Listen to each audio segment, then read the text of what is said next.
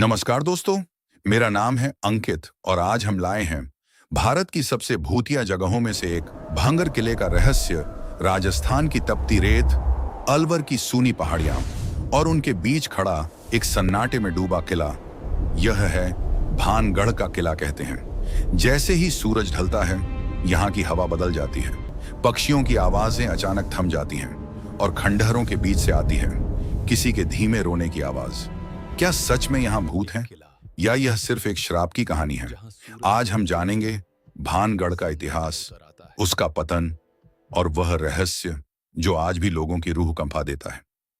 16वीं सदी आमेर के कछवाहा राजाओं ने यहाँ एक खूबसूरत नगर बसाया। इस किले का निर्माण करवाया गया था माधो सिंह प्रथम द्वारा।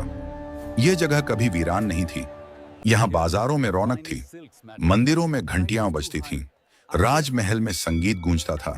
भानगढ़ एक समृद्ध और जीवंत नगर था, लेकिन इतिहास गवाह है, हर चमकती हुई कहानी का एक अंधेरा अंत होता है।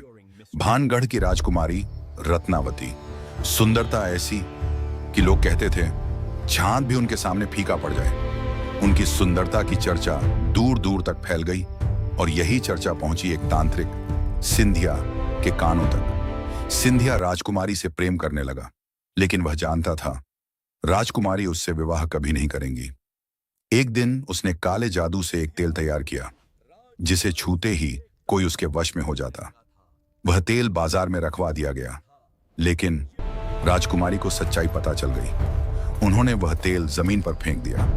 तेल एक पत्थर पर गिरा और तभी वह पत्थर जैसे जीवित हो उठा, लुढ़कता हुआ तांत्रिक की ओर बढ़ा और अगले ही पल सिंधिया उसी पत्थर के नीचे कुचल गया।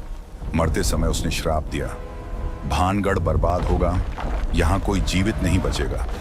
कुछ ही समय बाद भानगढ़ पर हमला हुआ। युद्ध, अकाल, पानी की कमी, धीरे धीरे लोग इस नगर को छोड़कर चले गए और भानगढ़ एक खामोश खंडहर बन गया। इतिहासकार कहते हैं यह सब प्राकृतिक और राजनीतिक कारणों से हुआ, लेकिन स्थानीय लोग आज भी मानते हैं यह तांत्रिक का श्राप था।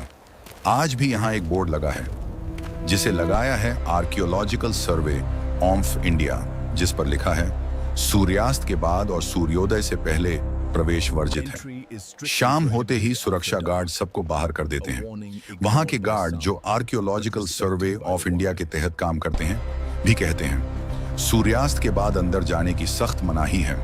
कुछ गार्ड्स ने दावा किया कि रात में महिलाओं के रोने जैसी आवाज और पायल घुंघरू की हल्की आवाज सुनाई देती है। स्थानीय लोग दावा करते हैं रात में चीखें सुनाई देती हैं, परछाइयां चलती दिखती हैं और जो रुकने की कोशिश करे वह बीमार पड़ जाता है। लेकिन क्या इसका कोई प्रमाण है? खंडहरों में हवा जब टूटे दरवाजों से गुजरती है तो अजीब आवाजें पैदा होती हैं।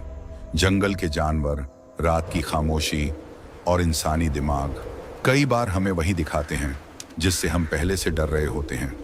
डर सबसे बड़ा भ्रम भी हो सकता है। कल्पना कीजिए आप भानगढ़ में अकेले खड़े हैं, सूरज डूब चुका है, हवा अचानक ठंडी हो जाती है, पीछे से कदमों की आहट आती है, आप मुड़ते हैं और वहां कोई नहीं होता। भानगढ़ एक किला, एक श्राप या सिर्फ एक कहानी?